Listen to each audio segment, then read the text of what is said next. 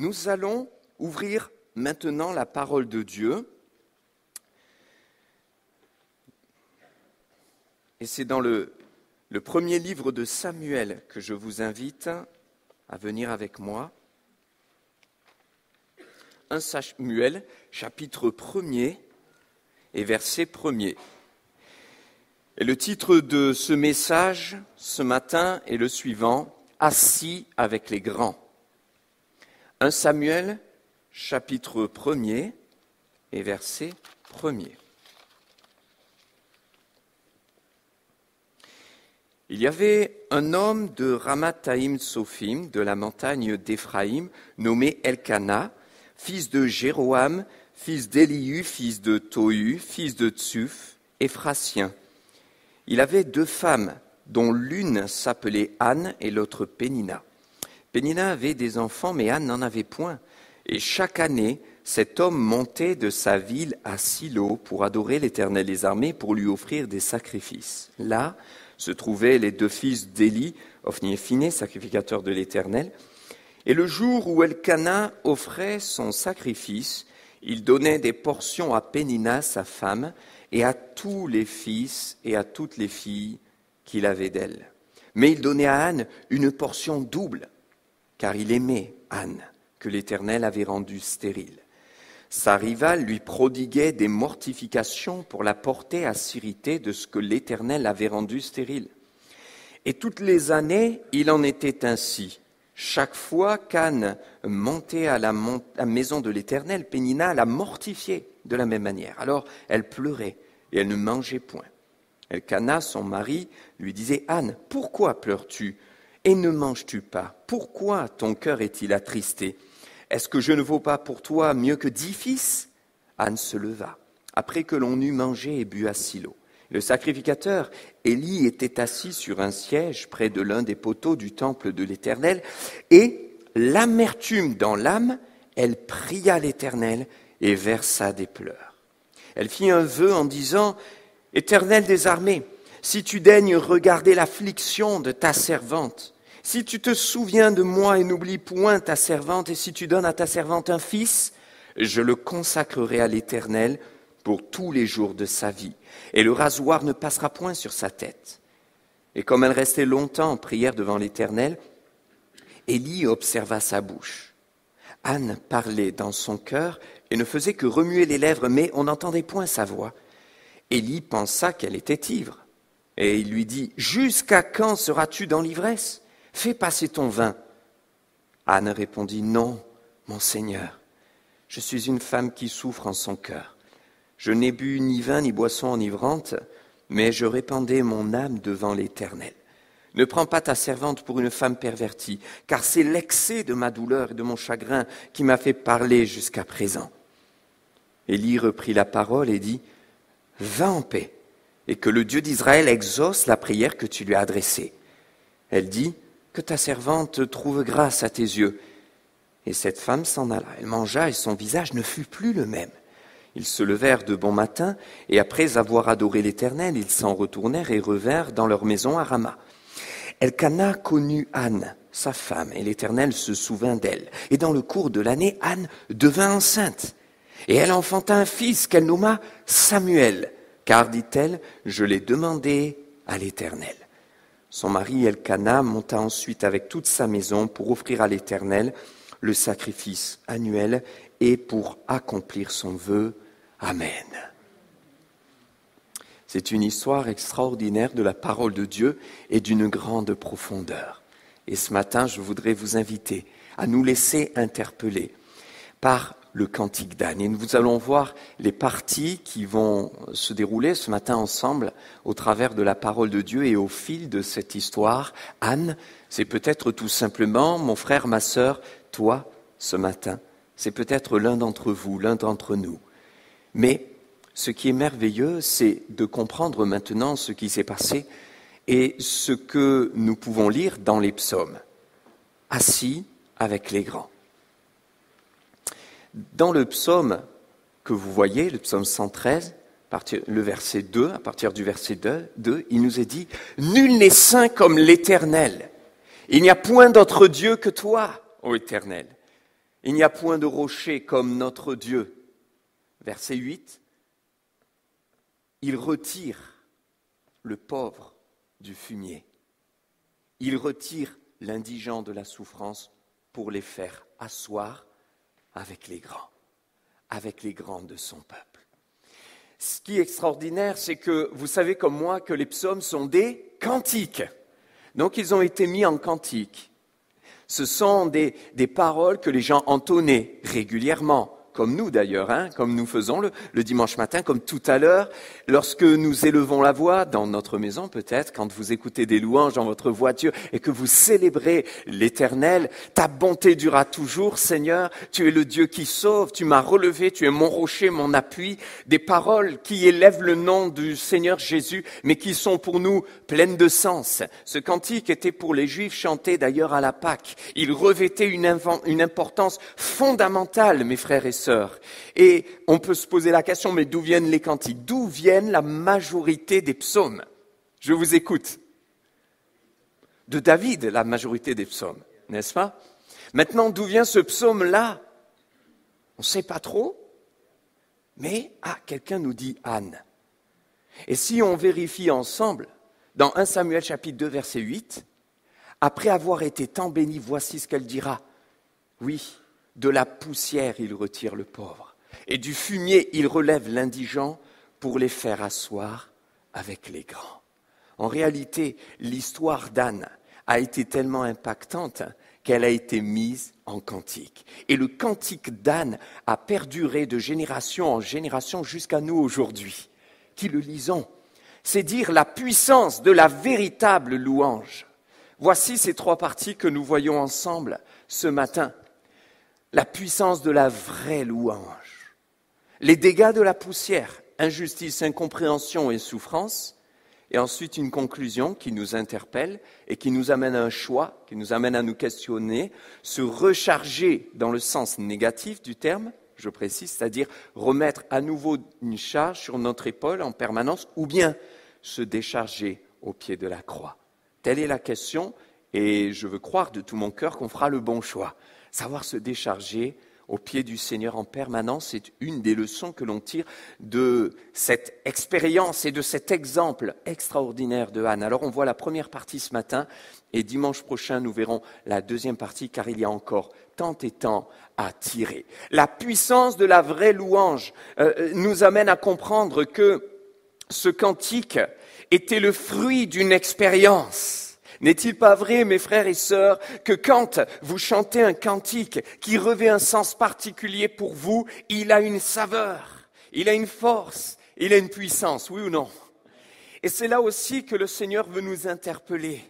Quand nous chantons le matin, quand nous chantons le dimanche, quand nous nous réunissons et que nous louons le Seigneur et que nous élevons des cantiques vers lui, sont-ce des chants, des cantiques que nous chantons par habitude ou est-ce que nous les vivons?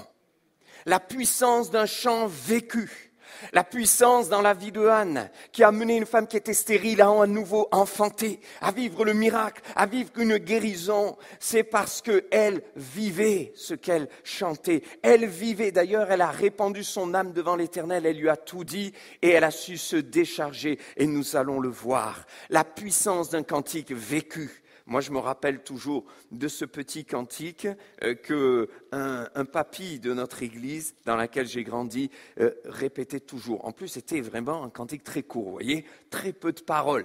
Et à chaque fois qu'on le voyait, hop, il entonnait. Et vous savez, au bout d'un moment, quand on est adolescent ou jeune, on trouve ça un petit peu rébarbatif. Puis jusqu'au jour où il témoigna un dimanche après-midi, voilà, et vous savez, à l'époque, souvent le dimanche après-midi, il y en a qui ont connu cette période où il y avait le défilé des témoignages, levez la main, que Dieu vous bénisse. Vous avez connu cette période. Mais ceux qui ne l'ont pas connu, que Dieu vous bénisse aussi. Et dans cette période-là, il y en a qui ont connu ça. Tiens, moi je me souviens, on était là avec mes deux frères, ma sœur aussi était là, mais elle était un petit peu plus âgée, et on tremblait. C'était l'époque où le pasteur ne disait pas à l'avance qui il allait faire témoigner. Il y en a qui ont connu ça. On était là, on se cachait sous les chaises. Et regardez, cet après-midi, on va écouter le témoignage de... Mais Mes frères et sœurs, alors c'est vrai qu'il faut-il qu'il soit prêt, le témoignage, hein, et qu'il soit percutant. Cependant, cette spontanéité, cette simplicité, cette fraîcheur a mené bien souvent une liberté pour le Saint-Esprit. Et vous voyez, ce jour-là, le papy, quand il a donné son témoignage, il était tellement émouvant, tellement bouleversant, un papy qui s'était converti avec ce petit cœur, qui ne l'avait jamais laissé. Un jour où il avait voulu en mettre fin à ses jours. Et son épouse, qui était chrétienne, avait à l'époque les cassettes. Là encore, je ne demande pas aux gens de lever les mains, mais il y en a qui ne connaissent pas les cassettes audio. Et elle mettait les cassettes, et lui, il arrêtait. Elle mettait, il arrêtait. Elle mettait, il arrêtait. Et un jour, elle avait du tempérament quand même, hein. Elle a mis la cassette, et il a essayé d'arrêter, il n'a pas réussi. Il râlait dans la voiture, et au fond de son cœur, il s'était dit, sans le dire à son épouse, je vais mettre fin à mes jours. Et ce cœur, comme c'était un petit cœur, il était en boucle. Daniel Moïse, au-delà des montagnes et des plus hauts sommets, il existe le pays promis. Et il tournait en boucle, Mais en fait, ça fait un travail dans son cœur. Et ce chant est passé de là à là. Et en fait, au moment de commencer à préparer la fin de ses jours, il s'est dit non, parce qu'il existe un pays promis. Il y a quelque chose, il y a une espérance. Et de là a commencé son cheminement avec le Seigneur. Et il s'est converti. Alors il y a eu tout un cheminement, mais gloire à Dieu. Un chant qui revêtait du sens, qui avait pour lui une certaine puissance. Alléluia. Parce qu'il avait été inspiré. Voyez, cette parole que j'aimerais tellement nous encourager à laisser le Saint-Esprit imprimer dans nos cœurs, c'est une parole qui vient d'un cantique qui a été vécu et qui a une certaine puissance. Assis avec les grands, de la poussière il retire le pauvre. Pour le faire asseoir avec les grands, c'était l'histoire de Anne. C'était son histoire. Et quand c'est votre histoire, même si les gens vous disent « Oh, tu aimes encore ce cantique, il est vieillot, arrête », vous dites « Je l'aime encore ». Et personne ne m'empêchera de continuer à le chanter. Parce que c'est du vécu. C'est du vécu. N'est-il pas vrai, mes frères et sœurs, que c'est le vécu déjà de tout être humain ? Car Dieu nous a tirés de la poussière pour nous faire asseoir avec les grands. Genèse chapitre 1, Dieu a créé, les cieux, la terre, les animaux, les végétaux, et il vit que cela était bon. Mais au 6e jour, lorsqu'il acheva sa création, en créant l'homme, il vit que cela était très bon. Tiré de la poussière, il avait déjà projeté dans son cœur de nous faire asseoir avec les grands. Tiré de la poussière pour qu'un jour nous soyons assis avec le Père. Or, l'apôtre Paul aux Éphésiens dira, vous avez été rachetés, vous avez été sauvés à un grand prix, il vous a fait asseoir avec Christ dans les lieux célestes. Gloire à Dieu. Et aujourd'hui, on ne prend pas toujours conscience de cela parce qu'on est assis sur notre chaise. Mais spirituellement, nous sommes assis avec Christ dans les lieux célestes lorsque nous lui appartenons. L'apôtre Paul dira aux Colossiens, il nous a transportés du royaume des ténèbres dans le royaume du Fils de son amour. Alléluia. Pour nous faire asseoir avec les grands. Assis avec Christ dans les lieux célestes, n'est-il pas celui qui est grand par excellence ? Alors si je suis assis avec lui spirituellement, je n'ai plus rien à craindre. Assis avec les grands. La puissance de la vraie louange, que le Seigneur fasse par le Saint-Esprit, que les cantiques que nous entonnons soient du vécu et que ce que nous vivons, nous puissions le chanter. Amen. Amen.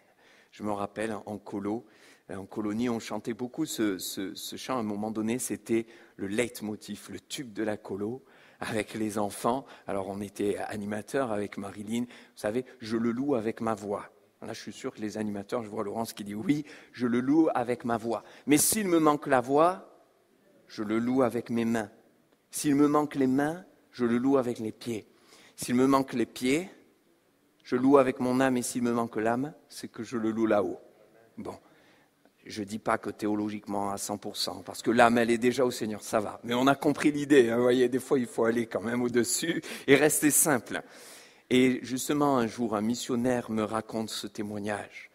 Alors qu'il va en Afrique, Et il était venu avec sa grande théologie occidentale, européenne et recherchée. Et il avait commencé à faire du ménage dans les champs.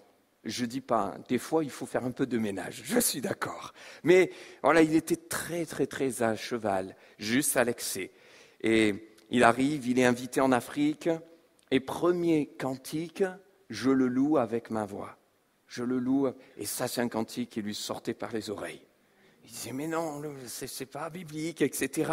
Et je le loue avec ma voix, et s'il me manque la voix, je le loue avec mes mains, mais il ne nous manque pas les mains. Et si je le loue avec, s'il me manque les mains, je le loue avec mes pieds, mais il ne nous manque pas les pieds quand même. Qu'est-ce qu'on est en train de chanter? Ça ne veut rien dire, etc. Et il était là, il ronchonnait, il y avait le pasteur africain à côté de lui. Pour que ceux qui connaissent les églises en Afrique, alors les pasteurs sont là, sur l'estrade, ils sont à côté. Et puis il y a les femmes, les hommes et les enfants aussi. Et puis à un moment donné, pendant le culte, les femmes chantent, les étudiants chantent, voilà, chacun choisit un chant. Et lui, il était là et il dit au pasteur africain, est-ce que ce chant, c'est vraiment de Dieu biblique? Et le pasteur africain, avec beaucoup de respect, ne dit rien. Il écoute. Et lui, il est un peu contrarié. Du coup, il prêche, mais contrarié, etc. Et à la fin, il se tient à la sortie. Et là, eh bien, une personne vient, il la salue. Une autre, elle la salue avec la révérence africaine, le verbe qui va avec. Vous savez, en Afrique, on demande comment vont les parents, les enfants, la tante, le cousin, le frère, la sœur. Et donc, il commençait à s'habituer à cette révérence-là. Et l'un, le deuxième, le troisième. Et la troisième ne dit rien. Alors, il est un peu surpris. Et le pasteur à côté lui dit, elle est muette. Ça commence à prendre un petit coup. Ah d'accord, mais d'une telle gentillesse et d'un amour, d'accord. Et puis un autre arrive et il est tenu par la main d'un ami. Et le pasteur lui dit, il est aveugle. Ah, d'accord. Et puis derrière, il ne voit pas. Et oui, en fauteuil roulant, il y avait encore quelqu'un d'autre.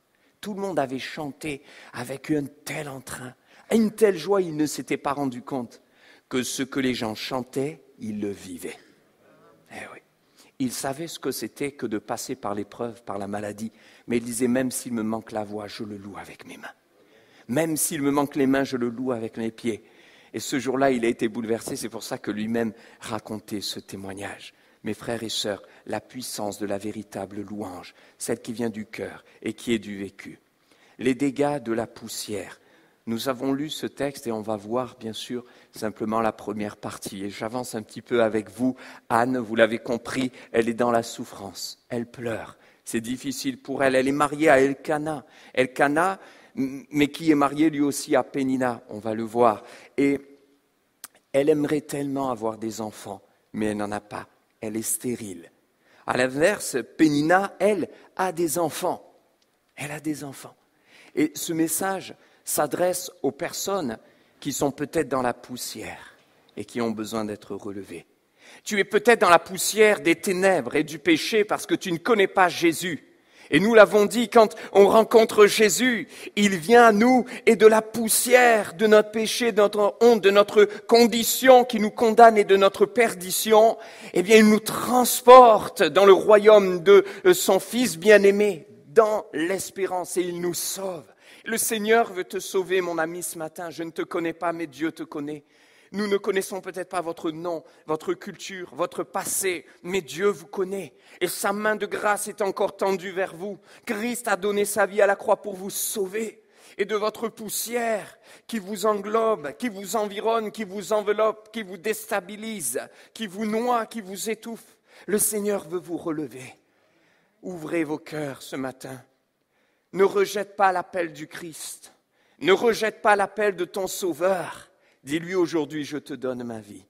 C'est aujourd'hui encore un jour de grâce. C'est le jour de salut pour quiconque est prêt à sortir de la poussière du péché pour entrer dans la grâce de Dieu. Mais c'est un message qui s'adresse aussi à peut-être des gens qui servent le Seigneur depuis des années, convertis depuis peut-être 20 ans, 30 ans, 40 ans, 50 ans, venant à l'église régulièrement, connaissant les cantiques par cœur et vivant intérieurement une forme de culpabilité en disant « Je connais Dieu, mais je ne comprends pas pourquoi je vis cette souffrance. Je connais le Seigneur, j'ai prié, j'ai la foi, je me suis engagé, je lis ma Bible et je ne comprends pas pourquoi je suis malade dans mon corps. » Anne était une femme qui aimait Dieu. Nous avons lu ensemble, je ne sais pas si vous avez été attentifs, mais la parole dit précisément que chaque année, elle remontait au temple. C'est une femme fidèle, une femme régulière dans sa participation au sacrifice, une femme qui connaissait Dieu, qui priait, qui le connaissait intimement. La preuve, c'est lorsqu'elle a prié, elle n'a pas eu peur de le faire dans l'intimité de son âme, à tel point que le sacrificateur, Élie et non le prophète, pour ne pas confondre les deux, s'est trompé et a cru qu'elle était ivre. Alors qu'elle répandait son âme devant l'Éternel, elle avait l'habitude de prier en son cœur, elle avait une habitude de prière dans le bon sens du terme, une intimité avec Dieu. Et pourtant, elle est malade. Et pourtant, elle est stérile. Et elle ne comprend pas. Et je voudrais m'adresser à des personnes qui peut-être sont en souffrance au-dedans d'eux. Parce que précisément, il est dit, l'amertume dans l'âme, elle versa des pleurs devant l'Éternel. C'est parfois un des pièges de l'ennemi et une de ses armes de venir culpabiliser. Parce qu'au fond de notre cœur, il y a quelque chose qui n'a pas été résolu. Une blessure, une souffrance, une incompréhension qui te fait dire, je continue, je persévère, je suis fidèle, je le connais, mais je ne comprends pas. Mais je ne comprends pas. Et pourtant, ça fait des années. Alors, ce matin, le Seigneur veut t'encourager et juste te dire qu'il est encore prêt à te retirer de la poussière pour te faire asseoir avec les grands. Parce que si c'est une réalité spirituelle, il désire que ce soit une réalité holistique, c'est-à-dire dans toutes les dimensions de notre être, afin que notre âme aussi puisse vivre la vie et la joie de Dieu. Si la peine se communique, la joie aussi se communique. Et le Seigneur veut que nous soyons des témoins. L'objectif clair, on en a parlé depuis plusieurs semaines, c'est d'être des témoins, c'est de pouvoir servir le Seigneur, être des disciples là où il nous a placés. Mais comment être un disciple efficace lorsqu'on est plongé dans la peine constamment et que les autres nous voient malheureux, qu'il y a cette amertume dans le cœur? Auront-ils envie de goûter à Christ? Ils se diront, mais moi je ne veux pas de ça. Et l'important n'est pas de faire figuration, mais de vivre la réalité des guérisons intérieures nécessaires à être ces disciples qui répandent la joie, la lumière, le sel de la terre. Car si le sel perd sa saveur, avec quoi la lui rendra-t-on? Seigneur, ne permets pas, s'il te plaît, que je perde ma saveur. Anne allait régulièrement, et pourtant, il y avait cette poussière. J'ai parlé des dégâts de la poussière dans cette deuxième partie, parce que c'est de la poussière qu'il l'a retirée pour la faire asseoir avec les grands. Poussière d'injustice. L'injustice de se dire, moi je n'ai pas d'enfant, mais les autres en ont. Pourquoi moi? Pourquoi? Voici une parole que David a souvent prononcée, on le voit notamment dans le psaume 13, vous savez. Pourquoi es-tu irrité contre moi? Pourquoi tant de malheurs m'atteignent? L'injustice. Et à cette époque, il faut savoir que la question fondamentale pour une femme, c'est d'avoir des enfants. Et lorsqu'une femme n'avait pas d'enfants, elle était pointée du doigt. On lui disait qu'elle était maudite de Dieu. Et vous remarquerez qu'il nous est dit que Dieu ne lui avait pas donné d'enfants. Ça veut dire que c'était entre les mains de Dieu et qu'on peut, et je l'affirme avec foi, avoir une maladie et que Dieu n'enlève pas sur le coup, que Dieu ne guérit pas parce que c'est entre les mains de Dieu. Ça a été le cas de l'apôtre Paul, qui a été utilisé entre les mains de Dieu, pourtant il était malade. Mais malade lui-même, il est utilisé pour que quelqu'un ressuscite. Et il dit, Seigneur, guéris-moi, et Dieu lui dit, je ne te guérirai pas. Ma grâce te suffit, car ma puissance s'accomplit dans ta faiblesse. Ce qui veut dire que si nous devons faire preuve de foi pour être guéris, il y a des moments où Dieu dit non, c'est entre mes mains, c'est moi qui maîtrise. Je suis souverain. Et l'humilité de cœur, c'est de se plier à sa souveraineté, plutôt que de faire comme des enfants qui des fois tapent du pied tant qu'ils n'ont pas ce qu'ils veulent. Mais si Dieu dit non, c'est non. Si Dieu dit oui, c'est oui. Et le miracle est possible. Et c'est ainsi que Anne, il est dit que Dieu avait rendu stérile. C'est Dieu qui l'a fait. Mais Dieu l'a fait non pas pour lui faire du mal, parce qu'il voulait changer le mal en bien et montrer toute sa gloire. Et c'est ce qui va se passer. Et c'est ce qui va se passer. Ce n'est qu'avec une maturité spirituelle qu'on peut comprendre cela et ne pas s'irriter. C'est Dieu qui l'avait fait. Cependant, remarquez comment parfois des éléments de notre foi sont saisis par l'ennemi et par la chair des uns et des autres pour accentuer et amener une fausse doctrine ou une fausse image de Dieu. C'est-à-dire que on pouvait comprendre que Dieu pouvait rendre quelqu'un stérile. On pouvait comprendre que Dieu était souverain, mais de là, c'était amplifié. Et les gens disaient systématiquement, dès qu'une femme était stérile, elle est maudite et en plus de Dieu. Elle a la malédiction, ce qui était faux. Imaginez la peine du cœur de Anne. Non seulement elle est punie, entre guillemets, elle se sent punie de ne pas pouvoir avoir d'enfant, alors que c'est ce qui honore à l'époque la femme le plus, ce qui la met le plus en valeur à l'époque. Mais double peine, on lui dit « tu es maudite ». Quelle souffrance! Pouvons-nous la comprendre ce matin? Pouvons-nous la comprendre? Parfois, on se prend pour des ultras spirituels. Non, mais on ne doit pas souffrir. Mais mes frères et sœurs, pouvons-nous avoir du cœur? Pouvons-nous la comprendre ce matin? Et réaliser ce qu'elle vivait. Parce que finalement, c'est parfois ce qu'on vit. La différence, c'est que des fois, on ne le dit pas, même au Seigneur. Mais ça ne veut pas dire qu'on ne le vit pas. Quelle injustice pour elle. Et puis, deuxième point sur l'injustice, sa rivale en avait. Elle n'en a pas, c'est dur. Mais en plus, Pénina en a. Vous savez, c'est dur quand vous restez dans la difficulté, où vous êtes malade et puis vous voyez l'autre qui se réjouit parce que lui, il est guéri. Nous sommes appelés à nous réjouir de la bénédiction des autres, oui ou non? Mais est-ce que c'est toujours facile?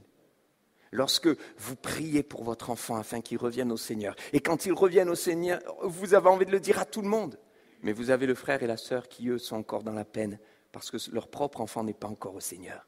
Ah oui. Et c'est là qu'il nous faut de l'équilibre entre cette joie manifestée et cette compassion qui continue à prier pour les autres. Je me rappelle de quelqu'un qui m'a autorisé à donner ce témoignage, et d'ailleurs, bien sûr, c'est anonyme, et qui me disait « Pasteur, j'ai honte et je me culpabilise parce que j'ai parfois des sentiments honteux qui ne sont pas la gloire de Dieu. » Et il me disait « Moi, à chaque fois que j'entends quelqu'un qui est guéri, je veux me réjouir et je le dis, merci Seigneur, mais au fond de mon cœur, j'ai comme un sentiment de peine parce que ma maman est handicapée depuis 30 ans.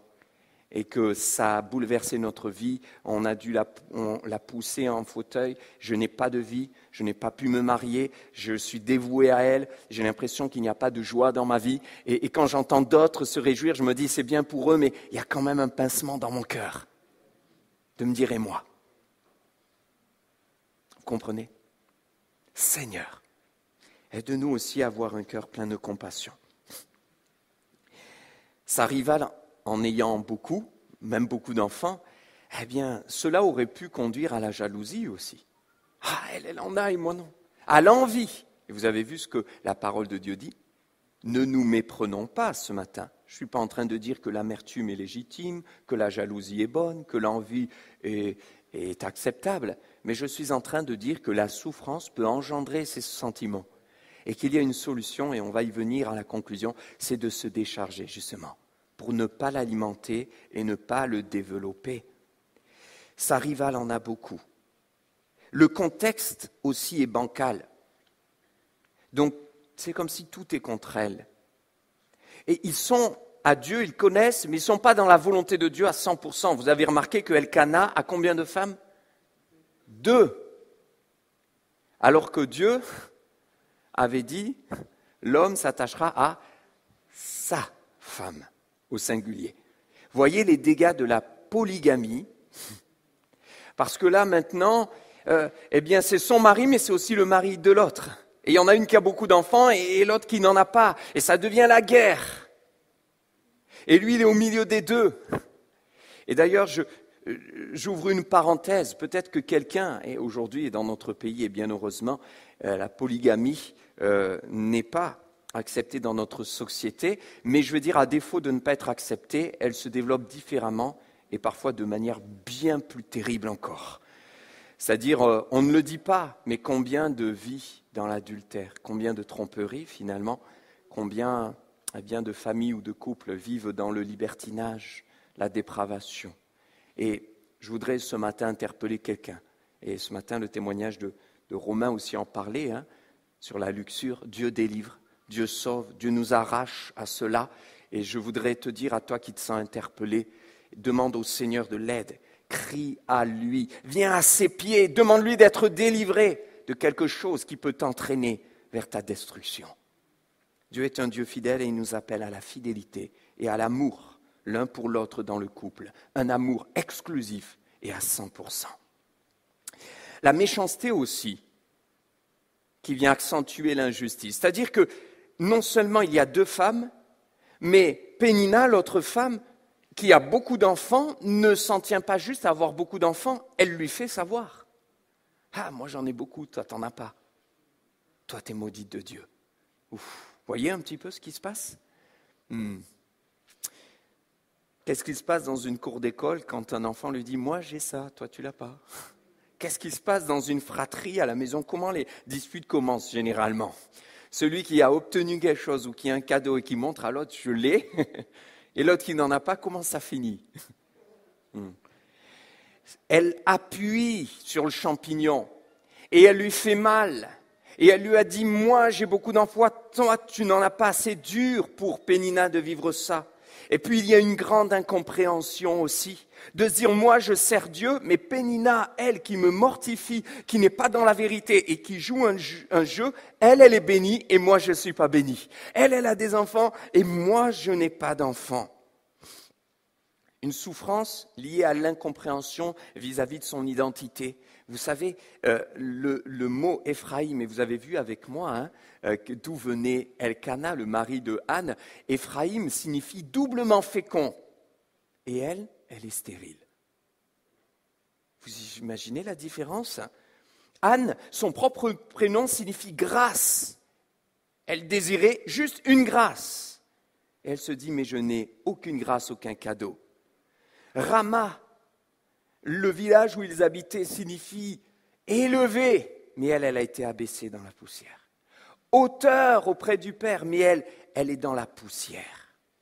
Jéroam signifie qui trouve miséricorde. Ça, c'est tout le contexte familial dont elle hérite. Qui trouve miséricorde. Et elle dit, je ne fais que prier, je ne trouve pas miséricorde. C'est ces moments où peut-être, mon frère, ma sœur, tu te dis, il y a incohérence, je suis chrétien, je connais le Seigneur, j'ai le Saint-Esprit en moi, et pourtant, je ne comprends pas.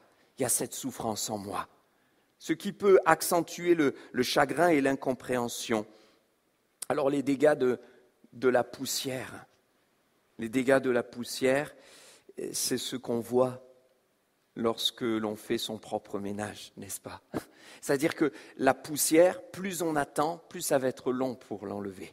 On rappelle d'une pièce qu'on avait nettoyée un jour, et je me suis demandé comment ça avait pris autant de temps. Elle n'avait pas été nettoyée pendant des mois et des mois. Et voyez, quand on ne répand pas son âme devant l'Éternel régulièrement, après il y a une couche de poussière dans laquelle on peut s'étouffer. La poussière, ça étouffe. Il y a ce verset extraordinaire avec lequel je voudrais finir ce matin. 1 Pierre, chapitre 5, versets 6 à 8. « Humiliez-vous sous la puissante main de Dieu, et c'est lui qui vous élèvera au temps convenable. Il vous retirera de la poussière pour vous faire asseoir avec les grands. Oui, mais regardez, déchargez-vous sur lui de tous vos soucis, car lui-même prend soin de vous. » Un chrétien est appelé à se décharger, mais à se décharger en permanence. Et le problème, c'est lorsqu'on accumule la poussière et qu'on ne la fait pas, et après elle finit par nous envahir et à nous étouffer. Et ça tousse, et ça crée des allergies et des maladies de l'âme. parce qu'on n'a pas répandu son cœur. Alors mon frère, ma sœur, une amertume, viens devant le Seigneur. Et sa solution, sa guérison, sa restauration, ça a été de verser son amertume, de la déverser devant le Seigneur. L'amertume dans l'âme, elle versa des pleurs. Elle a ouvert son cœur devant le Seigneur. Et c'est là qu'il y a eu le déclic. Entendez-moi, mes frères et sœurs, on peut venir pendant des années à l'église comme elle montait pendant des années au temple. Mais un jour, il y a un déclic. Elle s'est dit, j'irai différemment. J'irai en ayant un cœur à cœur avec Dieu. Peut-être elle y allait, elle faisait ses sacrifices, gloire à Dieu, je rends grâce pour ce qu'il me donne. Mais Dieu, dans son cœur, pouvait dire, va plus loin, enlève le masque, quelle est ta souffrance ? Gloire à Dieu pour la miséricorde, gloire à Dieu pour sa paix, pour tout ce qu'il me donne. Va plus loin, dis-moi ce qui ne va pas. Ce que Dieu attend, c'est un cœur à cœur où on lui dit tout, mes frères et sœurs. Et parfois, on a fait croire aux gens que la spiritualité, c'était de tout taire, de ne rien dire, de tout supporter, de faire croire qu'être spirituel, c'est on avance, on ne dit rien, on fait comme si tout va bien. Et Dieu nous montre que la vraie spiritualité, c'est de répandre son âme avec humilité, en lui disant, Seigneur, là, ça ne va pas, j'ai besoin de toi. Se décharger en permanence. La poussière, on doit la faire tous les jours, vous avez remarqué ? Et il y a des fois des endroits cachés. Il faut savoir les mettre devant le Seigneur quand il nous dit, là, il y a un truc que tu n'as pas dit, une amertume, une rancune, quelque chose qui t'a blessé, tu ne l'as pas remis devant la croix. Il faut savoir aller le déloger. Messieurs, est-ce que vous faites la poussière ? Mesdames, est-ce que vous faites la poussière ? Ah, il y a plus de oui. Quand j'ai commencé à faire la poussière, j'ai appris quelque chose. Il y a de la poussière aussi derrière les meubles. Merci ma chérie de m'en avoir appris. Il y a de la poussière aussi derrière la porte. Elle a été patiente. Tu as fait la poussière ? Oui, je t'avais dit que je ferais la poussière, je l'ai faite.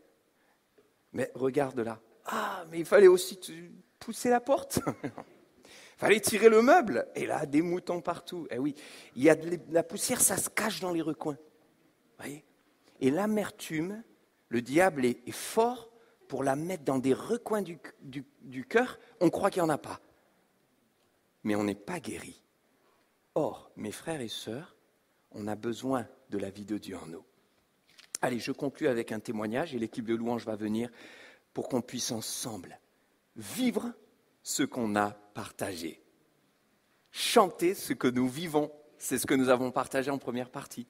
C'est-à-dire un chant qui parle de revenir au pied de la croix, de décharger nos cœurs. Et le Seigneur prend soin de nous, il nous relève, il allège notre fardeau et il nous rappelle qu'il nous assoit avec les grands. Alléluia. Alors je termine avec ce témoignage. Il y avait une petite mamie dans mon église, j'en ai parlé un peu hier aux jeunes. Elle était toute petite et plus le temps avançait, plus elle était petite parce qu'elle se courbait. Or, mon papa allait la chercher tous les dimanches matins et quand on a grandi, on a eu le permis, il a voulu nous passer le relais et nous apprendre à servir. On dit, vous allez aller chercher, Madame Ferrando, une mamie qu'on a aimée. Alors au début, la première fois, parce qu'il fallait partir juste avant la fin du culte, parce qu'elle était dans une maison de retraite médicalisée, et il y avait des horaires à respecter. Donc il fallait partir juste à la fin du culte, et moi ça me chagrinait. Parce que j'aimais bien parler du foot avec mes copains. Mes amis de jeunesse, c'est bien, il faut que les jeunes soient ensemble, c'est important la communion fraternelle. Mais j'aurais pas le temps de parler de foot, et hier le match, et l'OM, et ceci, cela. Mais si, tu vas le faire. Bon. Et nous on obéissait à notre papa, D'accord, j'ai 18 ans. Puis au début, assis à côté de la toute petite mamie. Et puis, je la prends dans ma voiture et on la ramène. Et au fur et à mesure où je la ramenais, une fois, 2 fois un dimanche, j'aimais de plus en plus la ramener. Elle écoutait, elle parlait, une petite parole, un encouragement, un bonbon, une pièce, mais surtout un amour.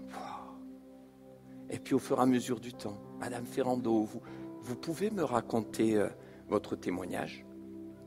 Là, elle me raconte son témoignage. J'ai pas de voix. Une mamie, elle avait un sourire du matin jusqu'au soir, du lundi jusqu'au dimanche. C'était exceptionnel.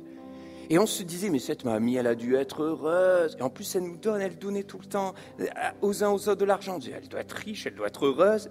Mais en fait, ça n'avait rien à voir avec ça. Elle avait la joie du Seigneur dans son cœur. Mais la réalité, c'est qu'elle avait une vie, elle avait souffert. Son mari, ses enfants, sa famille, des deuils, la maladie, elle était passée partout. Mais il y avait une paix. Et moi, je lui avais dit, mais Madame Ferrando, comment vous pouvez être si heureuse? Moi, je ne savais pas que vous aviez vécu de ça. Elle m'a dit, tu sais, tous les jours, je reviens au pied de la croix. C'est la clé, mon enfant. N'oublie jamais ça. Tous les jours, je reviens au pied de la croix. Et quand je ressors de ce moment, je ne sais pas, je suis tellement heureuse. Je suis tellement dans la paix, alors j'ai envie de tout donner aux gens. J'ai envie de leur donner mon amour. Et toi aussi, je t'aime. Alors, elle me prenait un gros bisou. Je vous avoue, ça, j'aimais pas trop parce qu'elle avait des lèvres pleines de maquillage. Mais c'est pas grave. J'aimais l'amour qu'elle nous donnait. C'est tout. C'est ça que je garde. Et donc, tous les dimanches, je m'asseyais à côté d'elle. Et mes amis me disaient, aujourd'hui, tu viens, on va parler. Non, là, je dois la ramener. Donc, je vais m'asseoir à côté de ma mamie, Ferrando. Donc, tu vas t'asseoir à côté de la petite mamie. Je dis non. Et à partir de ce jour-là, je leur ai dit, je vais m'asseoir à côté de la grande mamie. Elle n'était pas très haute, mais elle était grande. Assis avec les grands. Est-ce qu'on peut se lever ce matin? Qui veut être relevé de la poussière, de la souffrance? Mon frère, ma sœur, lève ta main, on va prier. Et peut-être il y en a, ils n'osent même pas lever leurs mains, mais peut-être dans ton cœur, lève ta main. Et on va prier et on va dire, Seigneur, aide-nous à nous décharger en permanence au pied de la croix. Merci Seigneur pour ces frères et sœurs qui ont besoin de se décharger, qui le font, qui veulent le vivre. Comme Anne a su verser ses larmes devant toi, se décharger de ses soucis, de sa souffrance, de son injustice, de ses incompréhensions, en disant, Seigneur, tout est entre tes mains, j'ai besoin de toi. Et toi, de la poussière, tu l'as retirée pour la faire asseoir avec les grands. Merci de nous avoir fait asseoir avec les grands, Jésus-Christ, par la puissance du Saint-Esprit qui nous a libérés. Amen, amen, amen. Chantons à sa gloire. Alléluia.